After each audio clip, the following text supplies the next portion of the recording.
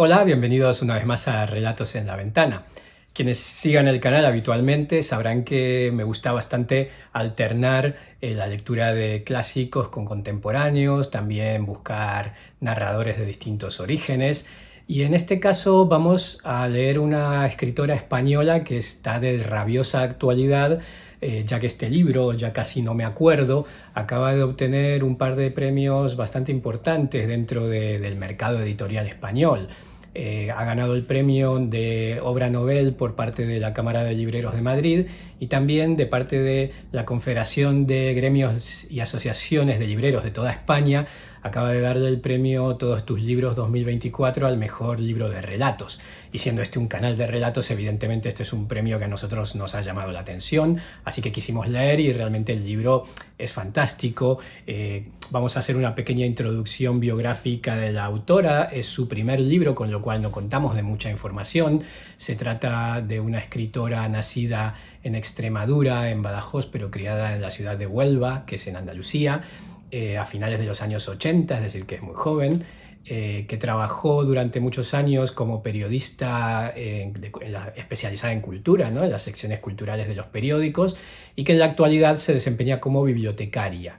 Y bien, en cuanto al libro, ya su título lo dice bastante claro, Ya casi no me acuerdo. Es un libro que habla fundamentalmente de la memoria. Todos los cuentos del libro están escritos en primera persona a partir de los recuerdos ficticios o inspirados en la realidad de un personaje principal. Y tengo que reconocer que me ha costado mucho elegir un cuento para leer aquí en el canal. Muchas veces se eligen los cuentos un poco por la extensión, ya que no quiero que los cuentos que leemos en el canal se extiendan demasiado. Pero en este caso, que más o menos todos los cuentos del libro rondan una extensión similar, en cuanto a la calidad me costó muchísimo elegir, ya que hay varios que me gustan y mucho. Así que voy a leer el que abre el libro, titulado Nísperos dulces en invierno. Me contaba cosas de las que yo desconfiaba. Cosas como que junto a su escuela, en el pueblo, crecía un níspero inmenso, siempre cargado de frutos, en abril y mayo grandes como puños, en enero pequeños y apretados, dulcísimos incluso en pleno invierno, y que ella acababa, por un motivo u otro, siempre castigada en el balcón de la clase porque no se aprendía la tabla del 4, o porque no acertaba a recordar que tras Leovigildo venía Recaredo, o porque algún demonio le había hecho creer a la maestra que era ella la que había arrojado el puñado de chinos contra la pizarra. Y que aquella terraza sucia se había convertido en su lugar favorito del mundo, porque, aunque se le congelara el borde de los calcetines de hilo en los días fríos, o se le calentara la cabeza como una estufa de picón en los días cálidos, allí estaba el níspero, siempre frondoso y siempre al alcance de la mano, ofreciéndole las piezas naranjas como a una reina, inclinándose solícito ante ella para que eligiera las frutas más tiernas, para que descartara las ya picoteadas por los pájaros. Y que una vez, un día gris de lluvia en el que alguien, nunca ella, había llenado de barro el tintero de la profesora, pasó tanto tiempo en el balcón y comió tantos nísperos que le subió la fiebre y comenzó a sudar algo parecido a la melaza, y tuvieron que hacer venir al médico para que le administrara un medicamento de sabor horrible, y que lo que vomitó no fue una masa de bilis y fibra, sino una mermelada salpicada aquí y allá de tiernas hojas verdes, de florecillas blancas. Me contaba, por ejemplo, que cuando acababa de cumplir 7 años, los niños de un caserío vecino llegaron a la iglesia muy agitados. Estaban en el prado con las cabras y allí, en un árbol, un alcornoque partido por el rayo, se les había aparecido la Virgen, tan guapa como la señora aquella que se murió, pero mucho más pequeña, como una muñeca, y la Virgen les había dicho muchas cosas, todas bellísimas, que habían olvidado nada más escuchar. Al día siguiente se echó al monte con 2 amigas apenas mayores que ella, y anduvieron hasta que encontraron lo que les pareció un alcornoque partido por el rayo, y allí se hincaron de rodillas y rezaron con las manos muy juntas, no para que el padre de una reviviera ni para que les tocaran por una vez naranjas de postre, sino para poder decir que se les había aparecido la Virgen y ver cómo era de guapa, y escuchar aunque fuera un instante aquellas palabras hermosas que llegaban de más allá del valle y de la sierra, de aquel reino celestial donde debían de vivir las vírgenes y los Cristos y los santos. Pero por allí no apareció nadie y se hizo de noche, y lo único que oían era el ulular de las lechuzas y el rumor del viento entre los árboles, y lo único que veían era el perfil del alcornoque, cada vez más retorcido entre las sombras. Se tumbaron muy juntas, como los corderos en el establo, para esperar a que llegara el día, y justo antes de caer rendidas, con los ojos ya entrecerrados, una de ellas señaló al tronco. «Allí», dijo, «la luz». Y todas vieron un destello, como un trozo de oro alumbrado flotando sobre la madera, un charco de luz que se extendía por el aire y que les hablaba en un idioma extraño, que también ellas olvidaron de inmediato. Al amanecer, en lugar del alcornoque muerto había un pequeño plantón de un verde brillante, pero cuando arrastraron hasta allí a sus padres, ojerosos por la noche debatida en el campo, iracundos por la desaparición, ninguno quiso creerlas. Al pasar junto a la poza del tío Alfonso me contaba, orgullosa, cómo aquel al que todos llamaban tío, y que era en realidad su abuelo, había llegado al pueblo cuando éste era un baldío, cuando el agua corría por el riachuelo sin que nadie hiciera nada para pararla, sin que aquella torrentera pudiera transformarse en tomates de la huerta, en alfalfa para los caballos, y me contaba cómo Alfonso se había puesto a cavar allí mismo, con sus manos y la sacha que llevaba al hombro, y cómo había castigado la tierra durante 5 días con sus 5 noches, y como al sexto no se echó a descansar, sino que tomó las pizarras y los cascotes de tierra que había ido amontonando aquí y allá y construyó una presa, descamisado y limpio por el agua de la sierra, las manos enrojecidas de frío, la sacha ya mellada, y cómo se corrió la voz y la gente del pueblo bajó a ver el prodigio, y cómo así, de un día para otro, el llano pelado se pobló de verde y de animales paciendo y de gente afanosa, y cómo Alfonso se convirtió entonces en el tío de todos, y cómo se hizo rico con los tomates del huerto y también con otras cosas menos sencillas, y como todas las casas de la calle, me decía señalando los muros encalados, tenían sus iniciales, AF, marcadas al lado del año de construcción, y como todo el mundo llamaba a aquella poza la del tío Alfonso, aunque nadie se acordara ya de su cara. También me habló otro día, para calmarme el llanto, de cuando descubrió que tenía poderes. Al volver de la escuela, el mismísimo tío Alfonso, que era en realidad su abuelo, había querido contarle la historia del baldío y la poza y la calle, pero ella tenía hambre o sueño y le respondió lo que nunca se debe responder a los que cuentan, pero que ella respondía a menudo, que esa ya me la sé, que me la has contado 1000 veces. Él no hizo lo que solía, no le dijo, pues ahora te la voy a contar 1001, ni siguió con la historia, persiguiéndola por la casa mientras ella comía o doblaba la ropa, sino que desapareció por la puerta y volvió a aparecer con un cinturón en la mano, y aunque le daba con todas sus fuerzas y ella notaba el chasquido del cuero en la espalda o incluso el frío de la hebilla, no sentía dolor alguno, ni el escozor como de alcohol puro, ni el relámpago de hielo que se le clavaba en la carne, ni la piel abierta como un fruto maduro. Y allí estuvo, mirando a las baldosas en damero, hasta que él se cansó y se fue a dormir. Desde entonces no le dolía nada, me decía secándose las lágrimas, aunque a veces había que fingir que sí para que las cosas no se alargaran demasiado.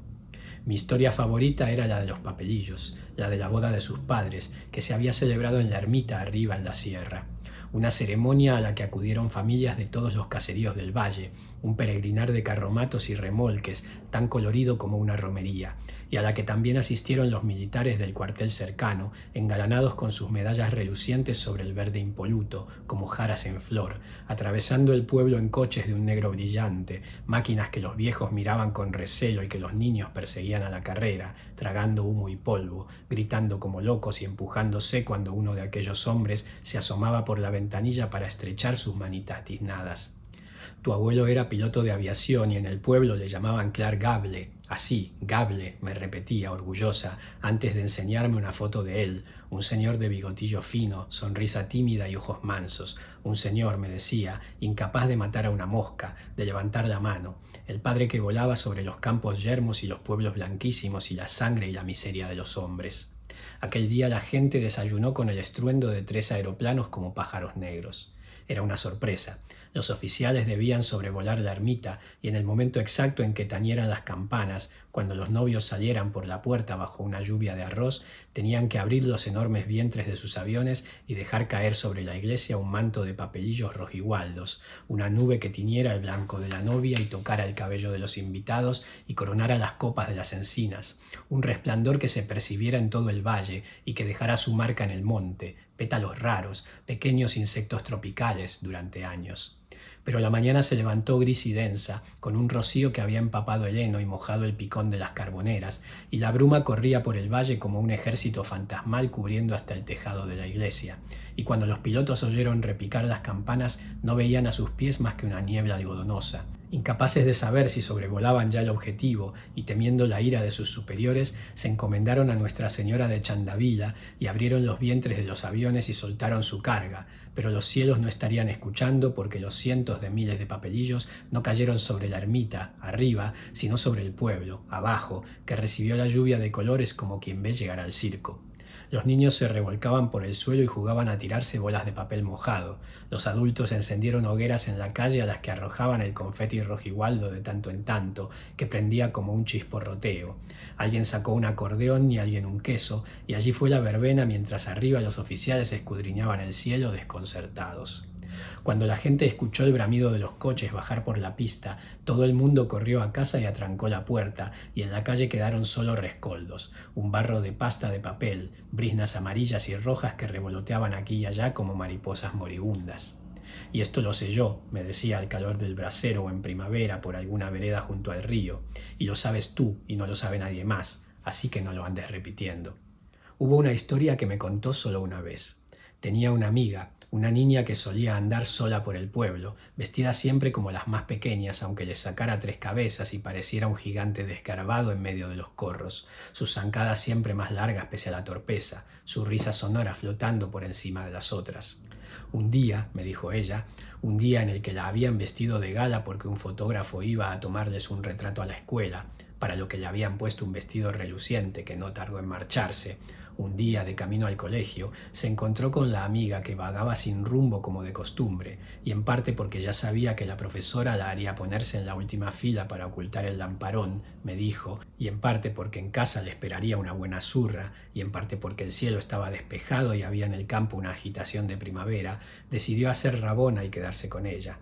Se alejaron primero de las casas hacia el río para no encontrarse con su madre y por el camino vieron unos terneros albos, tan tiernos que trastabillaban todavía entre la hierba, topando contra la enorme barriga de las vacas, y vieron también ovejas recién nacidas, limpias como no volverían a estarlo nunca, con un balido endeble todavía, como el de un bebé enfermo. La amiga señalaba a los animales y los llamaba con su media lengua y se empeñaba en saltar la cerca para ir a cogerlos como se empeñaba en meter los zapatos en los charcos, delicadamente, solo para observar sus pies sumergidos en el agua sucia, y ella tiraba de su mano, la agarraba por la rebeca clara. Vamos, vamos, cada vez más exasperada. Así a trompicones llegaron al puente, una construcción de piedra de la que hoy apenas queda rastro junto a la carretera nacional.